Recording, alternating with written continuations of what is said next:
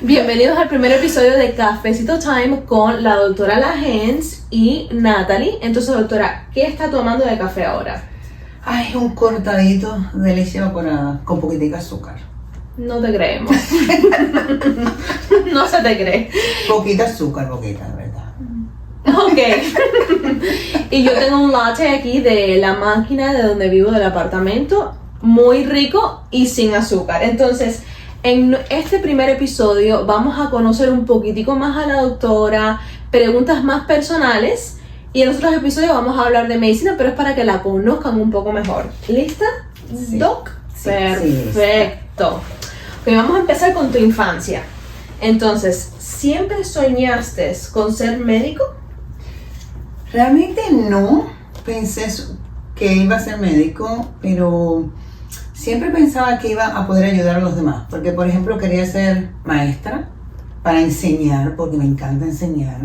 Quería ser aeromoza para viajar, porque me encanta viajar. Y después, con el tiempo, me fui dando cuenta que me gustaba ser como profesora, enseñadora a la gente. Me gustaba mucho la biología. Entonces, cuando estaba en la secundaria básica, conocí a una profesora de biología muy buena, ella que daba unas clases espectaculares y me encantaba, y yo me identificaba mucho con ella a la hora de ella hablar y de expresar la biología, o sea, las células, lo explicaba tan bonito que aquello para mí me emocionó tanto que me encantó. Entonces me identifiqué mucho con ella y decía, bueno, puedo enseñar a las personas, las puedo ayudar a aprender, a que conozcan, pero quiero algo más allá. Entonces, hasta que entré en el preuniversitario, en la high school, seguí con esa profesora, me puso de monitora en la clase, entonces yo le ayudaba a dar clase y me encantaba. Aquello para mí era una experiencia muy bonita, hasta que empezamos, en 10º grado, las personas empezaban a preguntarse qué iban a estudiar, y yo decía, yo quiero estudiar algo que yo quiera ayudar a las personas. Y eso se me ocurrió la idea, empezaron los destacamentos médicos en Cuba, y yo dije, bueno, voy a estudiar medicina, si a mí me encanta ayudar a la gente. Y por ahí empezó la visión de que quería estudiar medicina, de que tenía así que como 14 años, 15 años. Perfecto. Ya, definitivo, eso Sí, es lo que quiero. Decidida. Decidida ya. Bueno, entonces, ahora el público quiere saber de dónde eres. Ay, yo soy una guajirita del campo, yo soy de la provincia de Holguín en Cuba, pero nací en Mayarí, abajo, bien abajo. Es un campito, ahí me crié hasta que fui a estudiar medicina a Holguín. Entonces en Holguín estuve estudiando medicina por 6 años, empecé después a estudiar anestesia, estuve por 2 años, hasta que vine para Estados Unidos, para acá. Ok. ¿Y hubo algún modelo que tuviste que te inspiró a estudiar medicina? Sí. Cuando yo empecé, bueno, la profesora esa fue algo muy importante porque era biología, me encantaba. Y entonces yo soñaba porque yo decía, bueno, una célula con la otra da lugar a tejidos, órganos. Yo decía, es que la medicina, el cuerpo humano es tan lindo y es tan impresionante que tú dices, bueno, ¿cómo se forma eso dentro del cuerpo humano? Entonces fue muy bonito. Y entonces cuando mi abuela, yo estaba en 11 grado, mi abuela ya yo estaba decidida a coger medicina y ya me habían aprobado. Porque tú pedías la carrera unos 2 años antes de que tú terminaras 12 grados. Y entonces yo pedí la carrera, tenía que tener una buena puntuación, más de 96 en el escalafón, tenía que ser buen estudiante. Y entonces tenía que ser una estudiante muy buena para que te dieran medicina. O sea, no cualquiera iba a coger medicina en la época que yo estudié. Estamos hablando del año 84 al 90, porque yo soy del año 90 cuando me gradué. Entonces, para tú estudiar medicina tienes que ser muy buena, la verdad. Entonces, mi abuela se enfermó, yo no sabía lo que tenía, y entonces iba un médico a la casa. Y ese médico, cuando iba a la casa, un día me preguntó, ¿y por qué tú no estudias medicina? Y yo le dije, sí, bueno, estoy interesada en saber, porque yo le hacía muchas preguntas, ¿y por qué mi abuela tiene la presión alta? ¿Y por qué ahora le bajó? O sea, siempre era buscando el porqué de las cosas, y entonces me dijo, pero tú eres muy buena para estudiar medicina. Y yo le dije, ¿de verdad? ¿Tú crees? Yo estaba como en 10º grado, todavía, o sea, había pensado estudiar medicina, pero eso fue como el empujón. Era el doctor González, y me dijo, tú eres buenísima para eso, porque tú me haces preguntas, tú quieres saberlo todo, tú curas las heridas. Mi abuela tenía unas escaras muy profundas en la espalda Y a mi mamá y a mi hermana le daba mucho asco limpiar eso porque la verdad que era pus lo que salía de toda la espalda. Y era, ¿sabes? Era un episodio bastante desagradable en ese momento. Y yo le dije, no, pero yo la puedo limpiar. Yo era jovencita, o sea, yo empecé a estudiar medicina con 17 años. O sea, que estamos hablando con 13 o 14 años, yo limpiaba la herida de mi abuela, yo le hacía de todo a mi abuela. Y ella me dijo, pero ¿no te da asco? Y le digo, no, no me da asco, no, me gusta hacer esto. Sí, era impresionante porque mi mamá decía, pero ¿y cómo puedes hacer eso? Y le digo, bueno, no me da nada, yo lo puedo hacer. Y entonces mi abuela se dejaba que yo le hiciera todo. Y por ahí empezó, el doctor me fue empujando y yo le preguntaba. Y entonces cuando iba a la casa era visita médico, que la visita médico por lo general son muy rápidas. Tú llegas enseguida, este es el diagnóstico, todo lo que tienes que hacer te va, pero él se sentaba conmigo. Y él hablando y hablando y hablando de medicina, y la verdad que yo dije, esto es lo mío. Y ahí yo apliqué por medicina, me dieron medicina enseguida, porque bueno, tenía buenas notas y además me gustaba, siempre me ha gustado. Tú sabes que siempre te digo, si yo nazco de nuevo, vuelvo a hacerme. ¿Algún profesor o mentor que tuviste que te inspiró mientras estabas estudiando medicina? Sí, fue muy bueno. Tercer año de la carrera, primer y segundo año de la carrera son muy básicos porque tienes que aprender muchas cosas de la célula, anatomía, fisiología, bioquímica.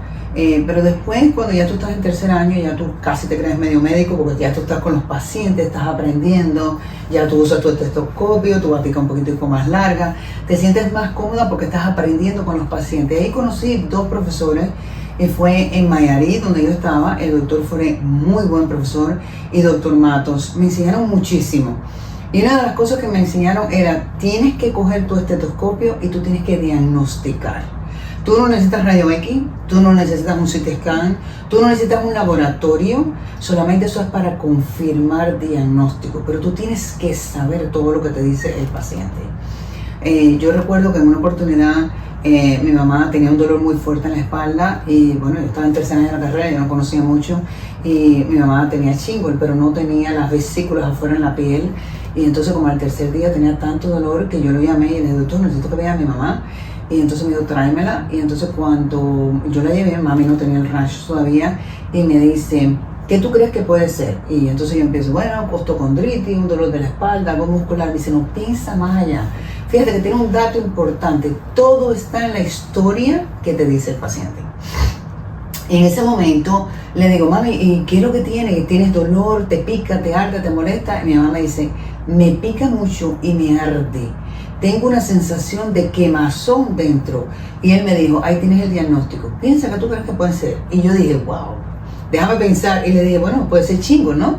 Y me dijo, eso mismo es. Te das cuenta que con lo que te dice el paciente, tú puedes hacer diagnóstico. Tú no necesitas nada más que estetoscopio y escuchar al paciente. Y eso me ayudó muchísimo porque él siempre nos enseñaba, si tú estás en un campo, porque yo soy de un campo, allá no hay muchas cosas, no hay muchos reactivos para todo ese laboratorio. Si tú estás en un campo y tú no tienes qué hacerle a ese paciente y tú vas a diagnosticar lo que tú haces, tú tienes que hacer todo lo posible por salvar al paciente, porque no se te va a morir. Yeah. Y si es tu mamá, me decía. Entonces eso te ponía como un poquitico de presión, pero a la vez te ayudaba más a estudiar y a tú decir, bueno, si estoy en este campo, yo realmente tengo que saber. Entonces el doctor Matos y el doctor Forés fueron dos estrellas para mí, fueron profesores muy buenos que me enseñaron muchísimo y que me decían, solamente escuchar al paciente tienes el diagnóstico, no necesitas nada más. Entonces eso fue bueno porque me ayudó muchísimo cuando llegué aquí en Estados Unidos también, ¿entiendes? Ya, qué bonito.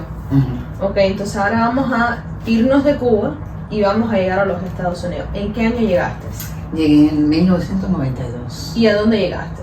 A Miami. Directo a Miami. Directo a Miami, aquí llegué a Miami. Yeah. Ok, ¿y cuál fue tu primer trabajo aquí en los Estados Unidos? Estaba haciendo piñatas. Haciendo piñatas. Ese fue el primer trabajo. Recuerdo que era en casa de una persona, tenían un espacio grandísimo en la parte de atrás en el patio. Tenían solamente una carpa. Empezamos a las 7 y pico, a las 8 de la mañana. Yo tenía que coger 3 guaguas de Miami Beach a venir al Northwest. No sabía nada de inglés, montándome en aquella guagua con miedo, no había teléfono celular, no había nada. Y entonces yo le dije, ¿en qué tiempo tengo que poner eso? Me dice, no, tienes que tomarte tu tiempo y hacerlo bien despacio para que quede bien bonito. Y le digo, ok, está bien, no hay ningún problema, yo empiezo. Y entonces lo que empecé a hacer es hacer competencia con todos los demás. Y yo le decía, vamos a ver quién gana, pasar la piñata y la tiene que hacer bien. Entonces empezaba una parte y empezaba la otra y en menos de 5 o 10 minutos yo había terminado la piñata, lo que teníamos que poner alrededor, y después las otras 2 partes era lo más fácil. Entonces te daban café, riquísimo, imagínate, yo recién llegada de Cuba, que me encanta mi café, y te ponían música. Entonces yo era bailando y haciendo mi piñata, bailando, y dice, nunca he visto una persona con tanta energía. Bueno, también, que claro, tenía 26 años, pero había personas mucho más jóvenes que yo, pero no se comportaban igual, ¿no?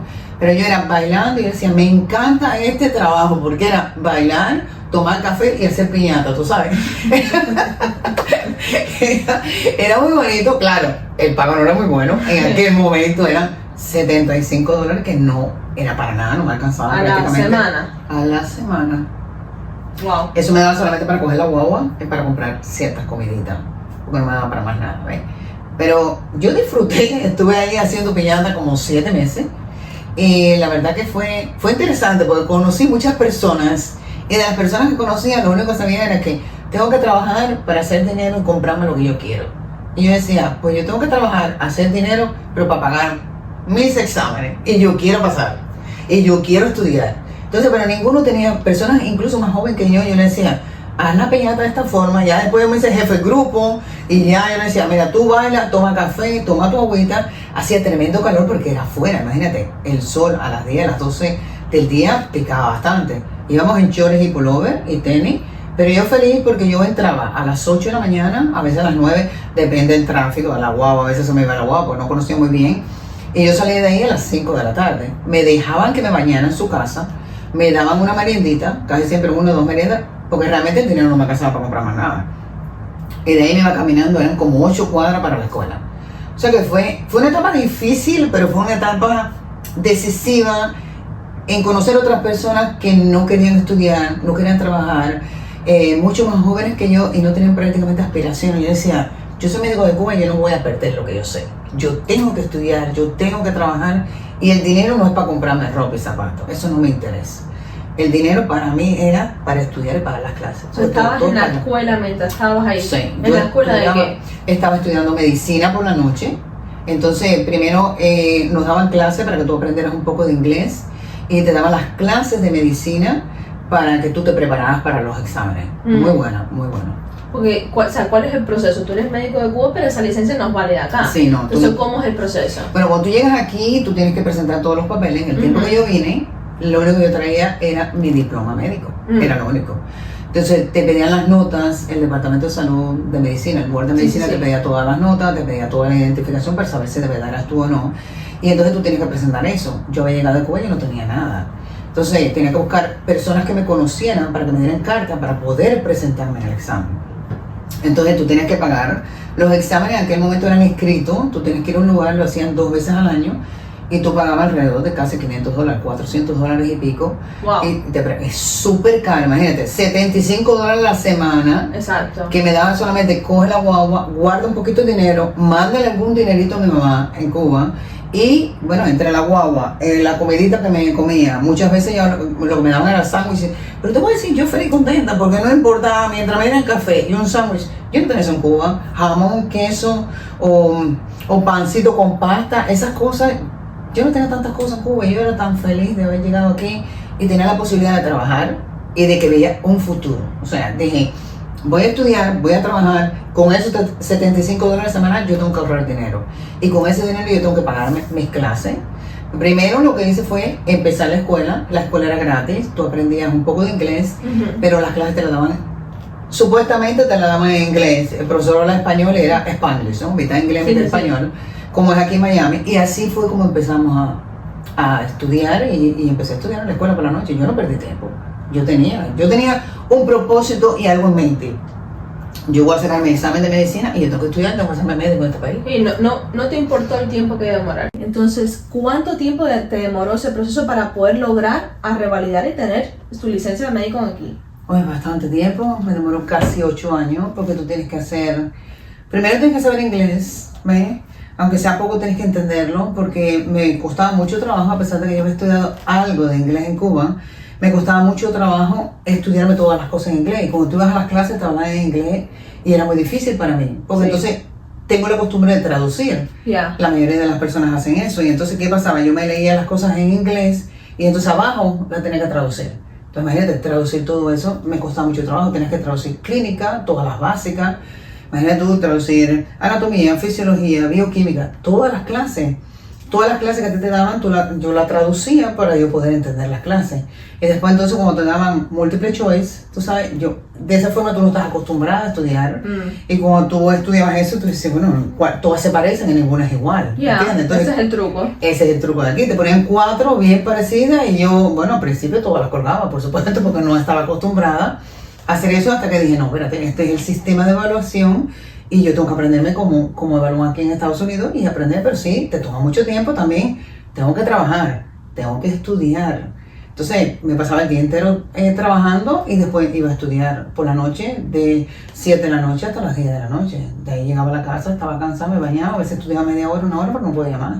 Ya, no, es un proceso largo, o sea, es largo. 8 años aquí para poder sacar y tanta gente que no sacan. Y eso que dijiste, las trampas, los trucos de los multiple choice, hasta uno que es nacido acá, hay cursos que te enseñan cómo poder tomar esos exámenes por esas mismas trampas porque son difíciles y es a propósito. Sí, Tienes que leer bien lento y saberte.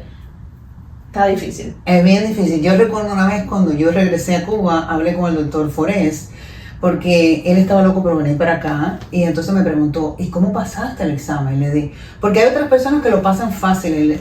¿Por qué te ha tomado tanto tiempo? Le digo, porque es muy difícil. Le digo, vamos a hacerte, mira, te voy a hacer una sola pregunta. Si tú me la contestas, tú pasas el examen en Estados Unidos.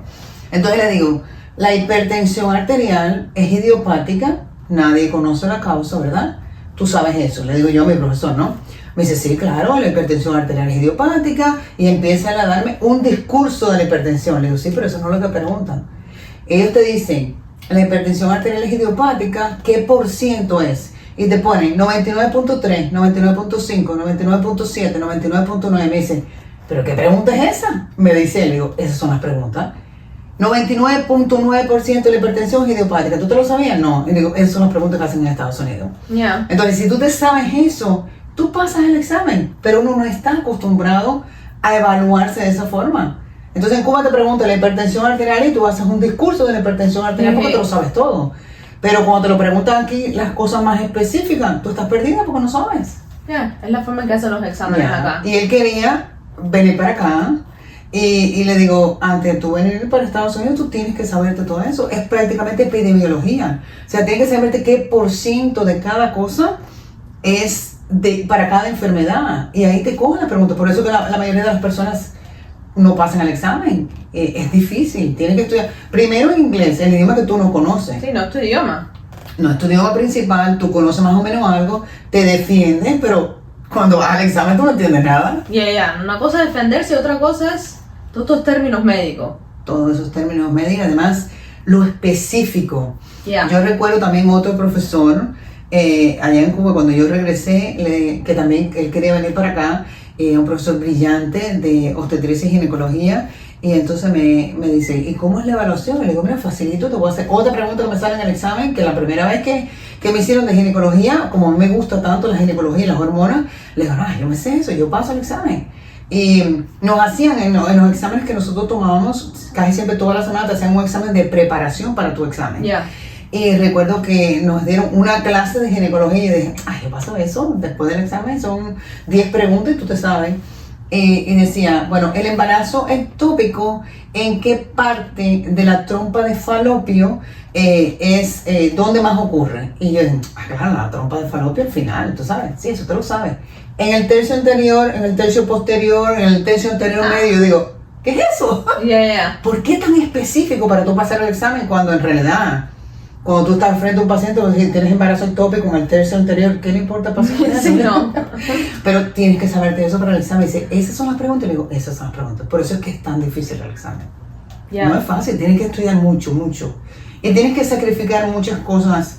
Y es lo que yo le digo a la mayoría de las personas. Tú quieres sacar el examen, se puede sacar. Porque yo recuerdo a esa doctora que cuando yo llegué, ella me dijo, tú eres joven, tú tienes 26 años, tienes una vida por delante. Aquí los médicos se gradúan de 30 y pico, 40 años. Y decía, ¿tanto? Y le digo, sí. Me dice, tú prácticamente eres especialista con 26 años. Y le digo, sí. Yo recuerdo también otra anécdota. Yo fui a un hospital a aplicar, porque como yo había hecho anestesia en Cuba, 1 año y medio, yo dije, bueno, yo sé sacar sangre, coger la vena. Y eres muy buena cogiendo la vena. Bueno, gracias. Y entonces, bueno, eso me dicen los pacientes, cuando hago ozono, le saco sangre, porque bueno, claro, aprendes mucho como todas esas anestesias. Y cuando voy al hospital, el doctor que me entrevista me dice, tú tienes 26 años, tú eres médico, tú eres demasiado joven, tú eres médico, mira, licencia. Le digo, no tengo licencia de este país, pero sí tengo de Cuba, yo me gradué, mira mi diploma. Me dice, médico con 26 años. Le digo, sí. Y estudiando, tú te gradúas con 23 años. La gente, cuando tú se lo explicas aquí en Estados Unidos, no entiende. 23. Es muy diferente, la carrera aquí es mucho más larga. Mucho más larga. Es mucho más larga, tienes que estudiar mucho. Tú sabes, yo me hice PA aquí en Estados Unidos. Sí, ajá, cuéntanos, o sea, fueron 8 años para poder pasar esos exámenes, pero me parece tan difícil ir y tomar, porque tomaste el examen y no lo pasaste. Y no lo pasé. La primera vez yo fui tan confiada que sí. yo había estudiado tanto, pero yo había estudiado tanto el estilo de Cuba. Sí. Pero nada específico así. Cuando fui al examen, por supuesto, desaprobé el examen. Pero tú no lo aceptas. Los americanos no me desaprobaron. No, tú te desapruebas. Sí. Porque tú no sabes cómo evaluarte, cómo estudiar para el examen. Digo, hay compañías que se dedican a eso mismo, para todo tipo de exámenes, hasta cuando vas a aplicar a la universidad. Sí. Todo el SAT, ACT tiene cursos, compañías que se dedican para prepararte. Sí, cómo no. Porque no es el conocimiento que uno tiene del pre, no, es diferente, la forma que hacen las preguntas. Sí, yo cogí el curso de Kaplan varias veces porque yo dije, yo tengo que estudiar y yo tengo que pasar. Yo tenía eso en mi mente. Sí. Yo desapruebo, no importa. Desaprobé ese examen, no estoy preparada. Claro, no puedo estar preparada. Y mucha gente te dice, ve al examen a ver cómo es. Tú no tienes que ir al examen a ver cómo es. Tú tienes que ir al examen preparada a pasar. Son $400. 400, creo que es $450 cada vez que tú vas al examen. ¿Te imaginas siendo piñata 75 pesos para tú ahorrar $450 cuando tú vas al examen? Mira, me pasaba 3 días llorando porque decía, no puede ser que yo haya desaprobado por 2 puntos. Tenía que pasar con 75 y sacaba 73. Jesus. Y yo decía, Dios mío, pero no puede ser, ¿por qué? Pero bueno, fue así, esa parte fue muy, muy difícil. O sea, ¿cómo no dijiste, that's it, no voy a seguir más? O sea, ¿no tuviste esos momentos? Sí, claro que los tuve y empezaba a llorar y decía, no puedo más. Ya, no voy a estudiar más. Me pasaba 3 días deprimida y llorando. ¿Y por qué yo desaprobé? Y después yo mismo me decía, porque no sabes, tienes que estudiar al tipo americano. Y ya, y cogí el libro y era de nuevo, castigada. Yo me castigaba.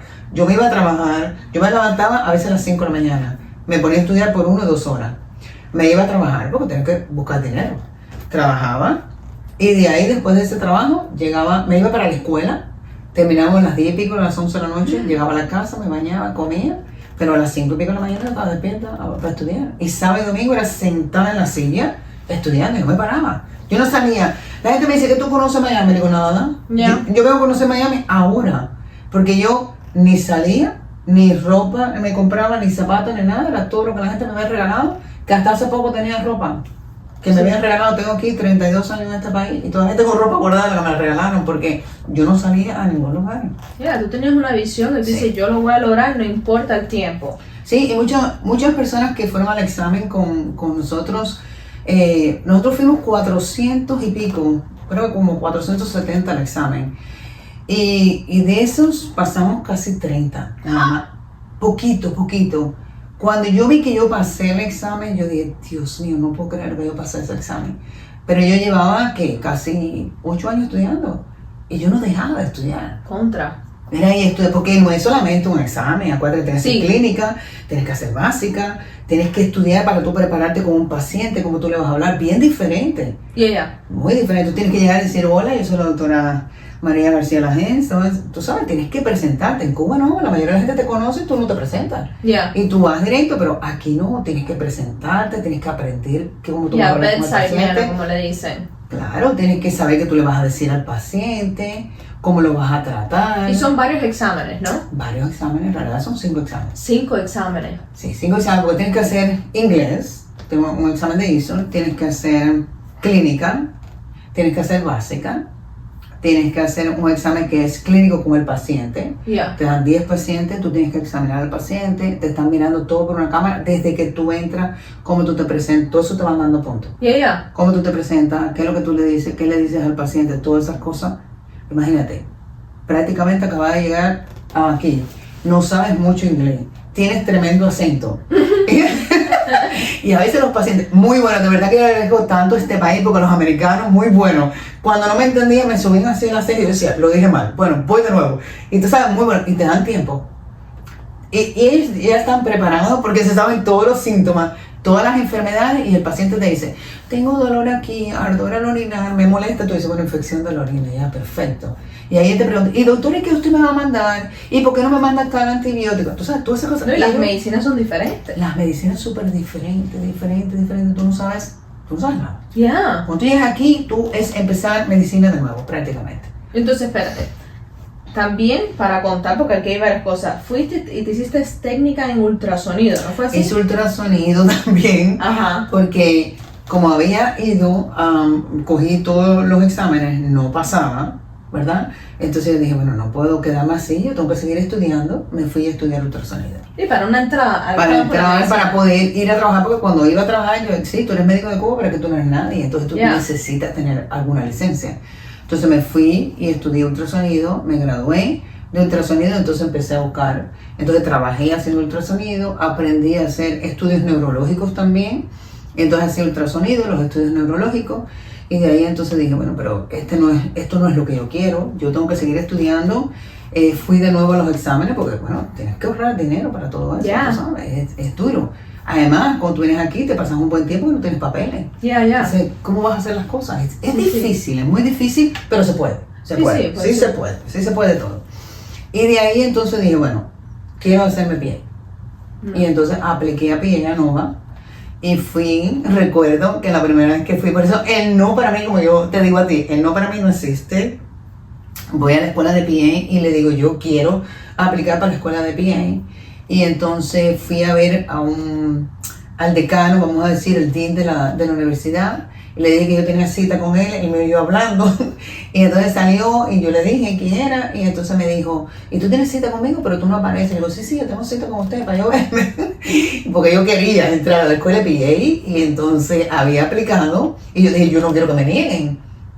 Entonces fui, me reuní con él y entonces le dije, porque ¿qué pasa? En la escuela de PA, como hay tantos estudiantes que entran, entonces no querían muchos médicos de otros países, ¿entiendes? Entonces quería más bien personas que hubieran nacido y estudiado aquí, como le doy mucho la razón, porque es que personas que nacen y estudian aquí, pues van a aplicar y no querían darle ese cupo a otras personas. Y es entendible. Entonces yo fui y le dije, mira, yo soy médico de Cuba, pero yo me voy a hacer PA y yo con esto voy a seguir adelante. Ya yo dije, bueno, o me hago PA o me hago enfermera, porque esa era la otra cosa que yo había aplicado también. Entonces yo apliqué en Miami-Dade Community College para hacer enfermería y apliqué a lo de PA. Le dije, cualquiera de las dos cosas que me salgan, yo me voy. Entonces me salió PA, me salió en junio y en agosto me salió enfermería y yo dije, no, me voy con PA, lo primero que apareció. Buenísimo. Sí, súper bueno, las clases muy buenas, muy intensas. Son medicina prácticamente en 2 años. Estudiar es duro. Y eso me sirvió muchísimo. Cómo evalúan aquí, cómo hacen los exámenes para terminar de pasar mis exámenes de medicina. O sea que haciendo mi carrera de PA, yo terminé mis exámenes de medicina. Entonces te gradúas de PA. ¿Cómo es que sacas la licencia de médico? Porque estando en PA, ya me voy a presentar. Digo, no me puedo quedar así, me tengo que presentar. Y entonces como estoy estudiando ya, y es diferente, es multiple choice, ya le cojo más o menos la vuelta, y digo, bueno, voy para adelante. Y voy al examen, y me presento, y paso el examen. Pasé mi examen, y digo, ay, Dios mío, qué rico, ya pasé mi primer examen. Y estando en segundo año de PA, saqué el otro examen. Sí, porque son varios. Sí, entonces saco mi examen, y en eso tengo mis exámenes también. Tienes que estudiar para PA también. Y entonces termino la escuela de PA, estudio, o sea que hice medicina. O sea, para sacar mi licencia de PA y de medicina, la hice prácticamente junta.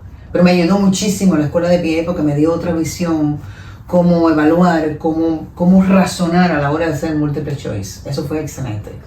Yo creo que todo sucedió al momento correcto porque si te hubieras ido a enfermería, te preparan para los exámenes de enfermería, o sea, te preparan para ser enfermera, pero PA, la forma en que entrenan, es para para que tú seas médico. Sí, o sea, sí. la filosofía, la forma que piensan los enfermeros, los PA, es muy distinto. Sí, es distinto. Entonces, es bien distinto. realmente te salió súper bien la jugada de irte a PA School. Sí, fui a la escuela PA y la verdad que le agradezco muchísimo. Nova Southeastern University, I love this school, porque la verdad que me ayudó, porque me enfoqué. Yo pasé en todos los exámenes y en aquello, tú sabes, uno tiene su acento de hablar porque no es su primer idioma, y me era difícil porque todos los profesores son americanos. Ya. Todos los profesores daban las clases y había muchos profesores, la mayoría eran americanos, había 2 o 3 que, tú sabes, tenían su acento y a veces me costaba un poco de trabajo, pero claro, como no estaba bien preparada en inglés, porque realmente no he ido a la escuela a estudiar inglés aquí. No. Yo sé inglés porque aprendí con los pacientes. Wow. Los americanos venían y hablábamos, y cuando yo decía, cuando me suben las cejas, me hacen así los ojos, no entienden. Y yo les decía, ¿cómo se dice tal cosa en esto? Y entonces me decían, y muchos de ellos querían aprender español cuando empecé a trabajar en Orlando. Y fue excelente porque ahí empecé con ellos, la escuela de PA me ayudó muchísimo también. Entonces te gradúas de PA, o sea, PA y médico, ahí mismo. Y entonces, ¿cómo terminas en Orlando? Terminé en Orlando porque cuando terminó la escuela de PA empiezo a buscar trabajo y entonces ya en eso yo viví en Orlando y entonces empecé a buscar trabajo y me apareció en Orlando. Y entonces nada, empecé a trabajar en una clínica de PA primero, apliqué para PA que era la licencia que tenía en la mano porque todavía la licencia de médico no la tenía que esperar por Cuba para que me mandaran todas las certificaciones de nota, pagarle $1,000 al gobierno para que te enviaran todas las notas porque ya para que me dieran la licencia de médico necesitaban eso, no solamente el título, necesitaban otras cosas más. Entonces, como tenía mi licencia de PA, pues entonces apliqué enseguida, yo saqué mi licencia de PA rapidísimo, terminé la escuela, tomé mi examen, salí enseguida, empecé a trabajar en Orlando y de ahí entonces cogí y como al 6 meses me llegaron todos los papeles de Cuba, apliqué, me dieron mi licencia y entonces ya tenía las 2 licencias al mismo tiempo, la de PA y la de medicina. Wow, so NDPA. NDPA, así mismo. Entonces, ¿cuándo abres tu clínica? Bueno, en Orlando empecé a trabajar en diferentes clínicas.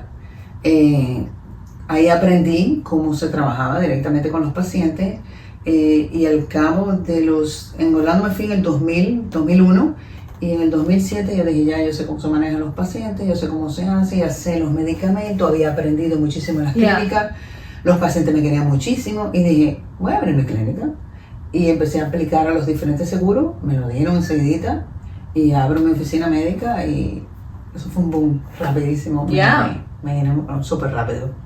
En el 2007 abres. En el 2007 abro la oficina en Orlando, empiezo a trabajar yo sola, con una sola mail, y al año tuve que buscar 2 personas más porque no podía más, veía 30 pacientes, 35 pacientes al día, no podía. Cuando que ya no había récord electrónico, todo era a mano, había que hacer la receta a mano, referido a mano, todo era a mano, y nos costaba mucho trabajo, empezaron los récords médicos y yo dije, bueno, perfecto, abrir los récords médicos. Electrónicos, récords médicos electrónicos y ahí empezamos y ya entonces para eso éramos 3 personas ya trabajando, era otro médico y había una PA que no hablaba español, Aska, sí me acuerdo de ella. No hablaba nada de español, pero ella quería aprender, estaba recién graduada de la escuela de PA. Entonces ella supo que también que yo tenía mi licencia de PA y le gustó eso y aplicó conmigo y yo le dije, sí, vas a trabajar, vas a aprender aquí un poco español, pero vas a aprender. Ya, me acuerdo de ella, es hindú, de la familia es de la India. De la India, sí. Nací y criada aquí, pero sus padres son de la India. Sí, primera generación americana. Primera generación americana, muy decente, aprendí muchísimo, muy buena, excelente. Sí, él me enseñó un poco anatomía y biología. ¿Te acuerdas? Sí, me dibujaba las cosas. Muy buena ella, muy buena. Y bueno, los que están en Orlando, la primera clínica que ya tú, o sea, que abrió es en la Semoran, o sea, para los que están en Orlando, en Semoran Boulevard, al frente de un restaurante colombiano que se llama Oh, Qué Bueno. Ese fue donde abriste. Y ahí me quedé, sí, por 20 años estuve allá. ¿Y cuándo vendiste? ¿Sabes? Porque vendiste la práctica. Vendí la práctica en el 2020 y... ¿Cuándo empezó la pandemia? Antes de empezar la pandemia. ¿Como un mes antes, 2 meses? Bueno, vendí durante la pandemia. Sí, porque en realidad se hizo efectivo la venta en abril 1 del 2020. Y todo fue porque en octubre me caí y me fracturé, ¿te acuerdas? Me fracturé aquí mi rodilla, mi patela, fue lo que se fracturó. Sí, resbalaste en la cocina y te caíste directamente ahí. Me caí, me fracturé y entonces eso fue en octubre del año 2019, el día 17. Entonces casi no podía caminar, me dolían mucho las rodillas. No, fue horrible. Sí, fue muy feo. Eso estaba tomando medicamentos, estuve ingresada varias veces por obstrucción intestinal debido a los narcóticos, me dolía mucho, no quería tomar narcóticos. Fue muy difícil y entonces... ¿Tuviste que aprender a caminar? Sí. Para caminar, recuerdo Nidia, que le agradezco muchísimo, me prestó un burrito y entonces yo caminaba con aquello, pero era caminando y llorando porque el dolor era horrible. Yo decía, Dios mío, ahora entiendo a los pacientes, porque duele tanto, tanto, y tenía que caminar porque entonces no quería que me diera un embolismo pulmonar, porque cuando tú eres médico tú conoces lo que te puede pasar, las complicaciones. Entonces si estoy acostada me da neumonía o me da un embolismo pulmonar, me muero, tengo que caminar y te duele y no quieres hacerlo, pero tienes que hacerlo. Exactamente. Entonces era muy doloroso, pero tenía que hacerlo y ahí empecé a caminar poquito a poquito. Me mandaron a hacer terapia en diciembre. Ajá. Empecé terapia, pero no doblaba la rodilla, era la pierna así completamente, no podía bajarla. Y el COVID entró en enero y ya. Entonces tratar de hacer terapia en la casa con aquel dolor tan grande no podía, era muy doloroso. Me pasé casi un año sin poder caminar bien. ¿Ya? Y entonces dije, no puedo más. Vine aquí a Miami a buscar una segunda opinión porque el doctor me quería operar de nuevo por el dolor tan grande que tenía y no podía mover la rodilla. Y el doctor de aquí me dijo, no, tú lo que necesitas es tratar de hacer terapia, tratar de hacerlo poco a poco y toma medicamentos para que no te duela y se quite la inflamación. Y lo hice así como por 3 semanas y empecé a moverla y empecé terapia en la casa y yo mismo hacía las terapias en la casa. Fue muy duro, pero se pasó.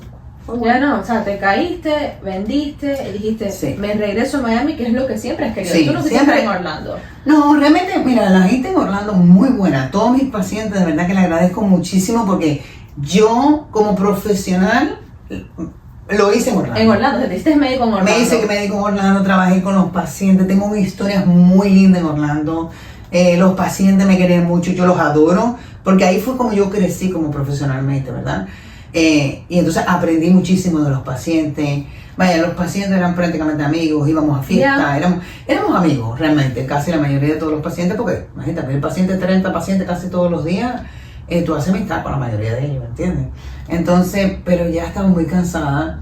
Al final la clínica éramos 6 profesionales de la salud, éramos alrededor, la oficina tenía casi 6,000 pies cuadrados porque tuvimos que rentar otra oficina porque éramos muchos.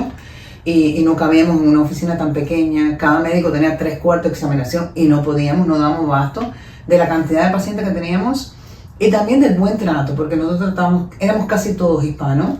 La mayoría de los pacientes que teníamos, más del 90% de los pacientes hispanos. Algunos pacientes, ponen que el 10% de los pacientes eran americanos, pero le encantaba la cultura hispana, iba mucho a la oficina, le encantaba estar con nosotros, pero realmente ya yo estaba muy cansada porque estaba 24 horas, 7 días a la semana on call. Yo era la que cogía el teléfono, me llamaban a las 2 y las 3 de la mañana. Ponte a pensar que prácticamente 14 años en eso es bastante. Sí, tú siempre estabas trabajando. Sí, yo estaba trabajando, sábado y domingo trabajando, de lunes a lunes trabajando, no tenía descanso. Sí, no, era mucho. Era te mucho. consumía, o sea, te consumió el negocio, tú estabas exhausta. Sí. Y al final el plan siempre era regresar a Miami porque, o sea, Orlando es lindo, vivimos en un lugar súper lindo, pero Sí. igual queríamos estar acá, nos identificamos, hay muchos cubanos aquí. Y también Sí. viniste aquí, o sea, llegaste a Miami cuando llegaste a los Yo llegué a Estados Unidos. Miami y extrañaba mucho la comidita de Miami. Sí, el Pinecrest Bakery, Pinecrest Bakery. las croqueticas, los pastelitos. Sí, eso me llenaba, porque en Orlando sí conseguí 2 lugares que, bueno, donde Julio, Sí. ¿cómo se llama? Old Cuban Café. Old Cuban Café, y estaba mi amiga Mabel en Cuba Habana, pero no era igual, eran solamente 2 lugares. Gracias a Dios nos conocemos todos, ya llegaba, ya sabía lo que yo comía, ¿sabes? Mi huevito en la mañana, mi cafecito, todo muy bien, pero quería más la cultura cubana. Aquí tú podías salir, puedes ir a teatro, puedes ir a... Es un poquito más diferente. Es más latino. Es mucho más latino Orlando también. más americano. Sí, en el área donde estábamos, a pesar de que todo era hispano, donde trabajaba, pero donde vivíamos allí, todo alrededor Todo el mundo era americano. todo americano, y entonces... Generaciones de americanos viviendo en la misma casa. Ya. Entonces nos identificamos más aquí, además tenemos familia aquí. Sí. Y entonces dije, bueno, Miami, en realidad, me voy a retirar, me voy para Miami. Y entonces por eso dije, me voy. Habíamos comprado ya una casa aquí, pensando en eso, porque siempre viajábamos para Miami. Y entonces dije, bueno, vengo para Miami, me quedo. Y te jubilás. Y me retiré aquí en Miami. Estuve 2 años por la pandemia, que no podíamos salir, no podíamos hacer nada. Pero los pacientes seguían llamándome de Orlando, familiares de aquí, necesito medicamentos. Entonces seguía haciendo telegel, o sea que nunca paré. Ya no como antes, no, de los 30 y pico pacientes, pero sí hacía mucho telegel con los pacientes de Orlando, los de aquí, me llamaban para preguntarme.